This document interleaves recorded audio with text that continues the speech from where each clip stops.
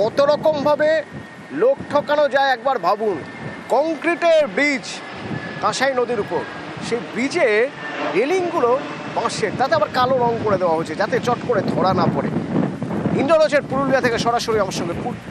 ইন্দ্র, এই কাজ কোন ঠিকাদার সংস্থা, কারা করেছিল এই কাজ? কন্ট্রাক্ট কাদের ছিল, তারা এইভাবে কাজ করে চলে গেল, অথচ তারপরে প্রশাসন কিছু দেখলো না? দেখো অতনু, এটাই বড় প্রশ্ন যে প্রশাসন কেন নজর দেয়নি।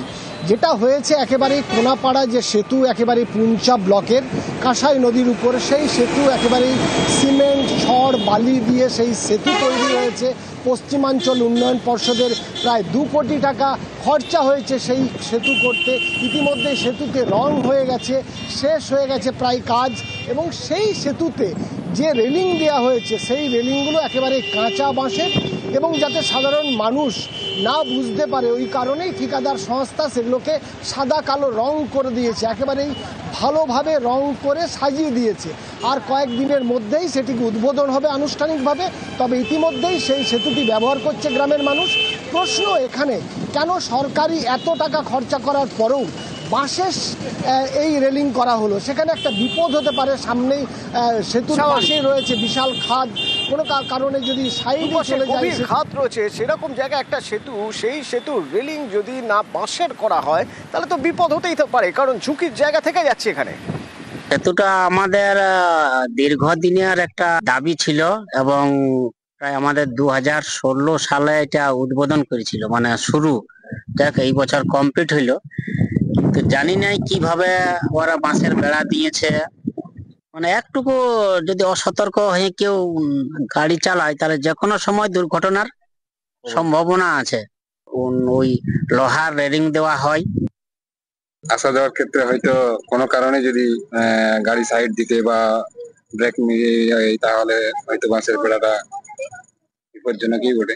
আমরা চাই যাতে বাসের বেড়ার বদলে যেমন যে লোহার যে বেড়াটা সেটা দেওয়া হয়।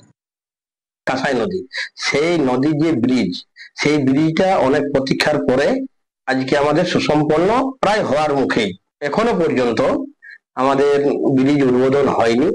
আমি যাব সেখানে, এমনকি যারা ঠিকাদার আছেন তাদের সাথে কথা বলবো, এমনকি ইঞ্জিনিয়ার সাথেও আমি কথা বলবো যে কি ব্যাপার বটে, বাঁশের বেড়া কেন দেওয়া হয়েছে।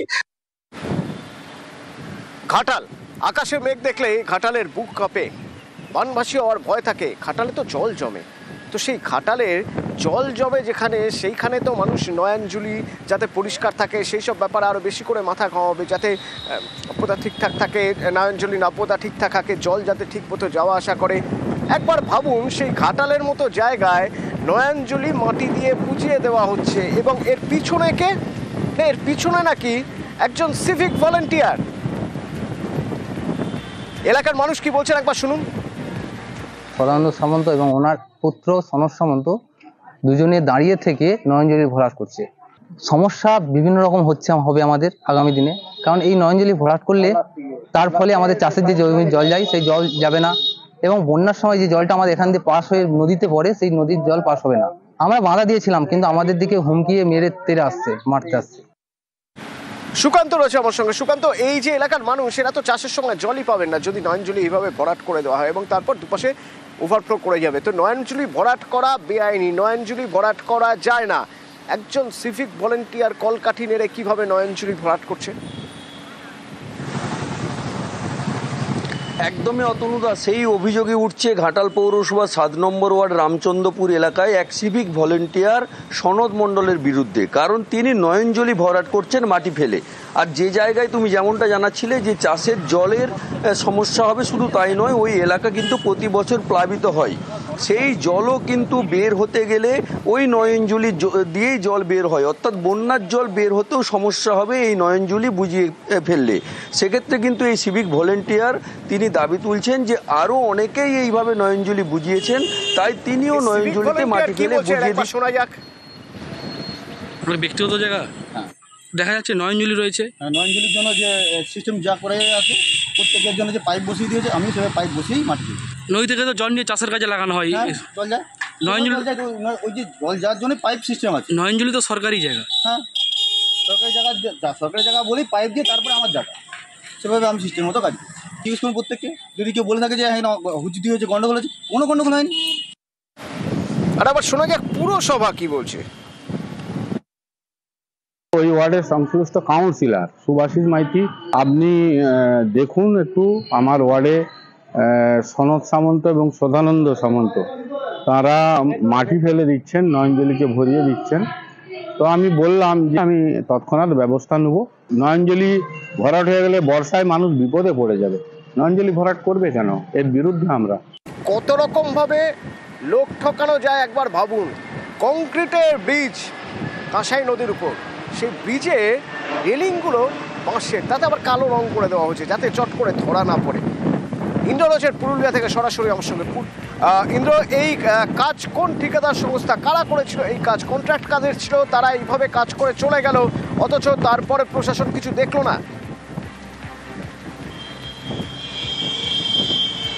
দেখো অতনু, এটাই বড় প্রশ্ন যে প্রশাসন কেন নজর দেয়নি। যেটা হয়েছে একেবারেই কোনাপাড়া যে সেতু একেবারে পুঞ্চা ব্লকের কাঁসাই নদীর উপর, সেই সেতু একেবারেই সিমেন্ট ছড় বালি দিয়ে সেই সেতু তৈরি হয়েছে। পশ্চিমাঞ্চল উন্নয়ন পর্ষদের প্রায় 2 কোটি টাকা খরচা হয়েছে সেই সেতু করতে।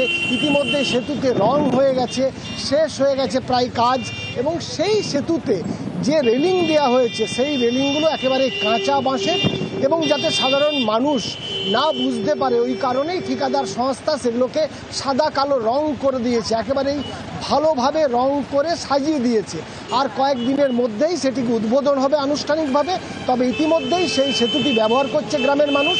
প্রশ্ন এখানে, কেন সরকারি এত টাকা খরচা করার পরেও বাঁশের এই রেলিং করা হলো? সেখানে একটা বিপদ হতে পারে, সামনেই সেতুর পাশেই রয়েছে বিশাল খাদ, কোনো কারণে যদি সাইডে চলে যায়, খাদ রয়েছে সেরকম জায়গায় একটা সেতু, সেই সেতুর রেলিং যদি না বাঁশের করা হয় তাহলে তো বিপদ হতেই তো পারে, কারণ ঝুঁকির জায়গা থেকে যাচ্ছে এখানে। সেতুটা আমাদের দীর্ঘদিনের একটা দাবি ছিল এবং প্রায় আমাদের 2016 সালে এটা উদ্বোধন করেছিল, মানে শুরু। দেখ এই বছর কমপ্লিট হইলো, কিন্তু জানি নাই কিভাবে ওরা বাঁশের বেড়া দিয়েছে। মানে একটুকু যদি অসতর্ক হয়ে কেউ গাড়ি চালায় তাহলে যে কোনো সময় দুর্ঘটনার সম্ভাবনা আছে। ওই লোহার রেলিং দেওয়া হয়। আসা যাওয়ার ক্ষেত্রে হয়তো কোনো কারণে যদি গাড়ি সাইড দিতে বা ব্রেক মিলিয়ে তাহলে হয়তো বাসের বেড়াটা বিপজ্জনকই বটে। আমরা চাই যাতে বাসের বেড়ার বদলে যেমন যে লোহার যে বেড়াটা সেটা দেওয়া হয়।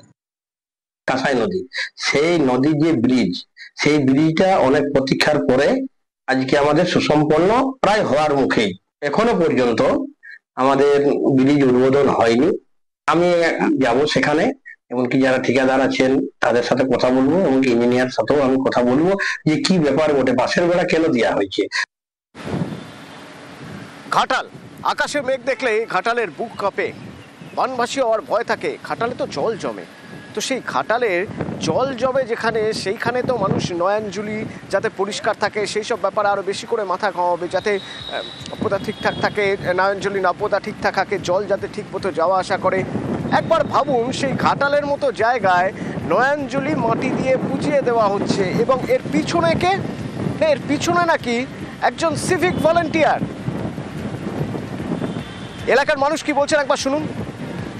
সদানন্দ সামন্ত এবং ওনার পুত্র সনদ সামন্ত দুজনে দাঁড়িয়ে থেকে নয়নজলি ভরাট করছে। সমস্যা বিভিন্ন রকম হবে আমাদের আগামী দিনে, কারণ এই নয়নজলি ভরাট করলে তার ফলে আমাদের চাষের যে জমির জল যায় সেই জল যাবে না, এবং বন্যার সময় যে জলটা আমাদের এখান দিয়ে পাস হয়ে নদীতে পড়ে সেই নদীর জল পাস হবে না। আমরা বাধা দিয়েছিলাম, কিন্তু আমাদের দিকে হুমকিয়ে মেরে তেরে আসছে, মারতে আসছে।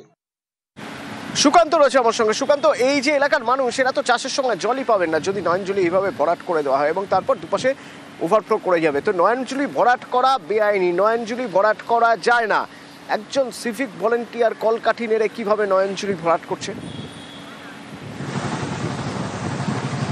একদমই অতনুদা, সেই অভিযোগে উঠছে ঘাটাল পৌরসভা 7 নম্বর ওয়ার্ড রামচন্দ্রপুর এলাকায় এক সিভিক ভলেন্টিয়ার সনদ মণ্ডলের বিরুদ্ধে। কারণ তিনি নয়নজলি ভরাট করছেন মাটি ফেলে।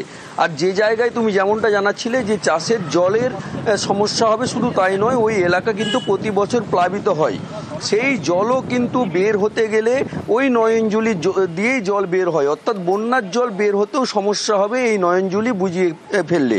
সেক্ষেত্রে কিন্তু এই সিভিক ভলেন্টিয়ার তিনি দাবি তুলছেন যে আরও অনেকেই এইভাবে নয়নজুলি বুঝিয়েছেন, তাই তিনিও নয়নজুলিতে মাটি ফেলে বুঝিয়ে দিচ্ছেন। শোনা যাক। ব্যক্তিগত জায়গা হ্যাঁ। দেখা যাচ্ছে নয়নজুলি রয়েছে। নয়নজুলির জন্য যে সিস্টেম যা করে আছে, প্রত্যেকের জন্য যে পাইপ বসিয়ে দিয়েছে, আমি সেভাবে পাইপ বসিয়েই মাটি দিই। নদী থেকে তো জল নিয়ে চাষের কাজে লাগানো হয়। হ্যাঁ, জল যায়।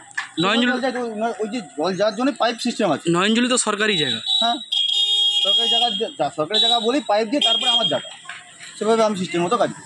জিজ্ঞেস করুন প্রত্যেককে, যদি কেউ বলে থাকে যে হ্যাঁ হুচুতি হয়েছে, গন্ডগোল হয়েছে, কোনো গন্ডগোল হয়নি। আর আবার শোনা যাক পুরসভা কি বলছে।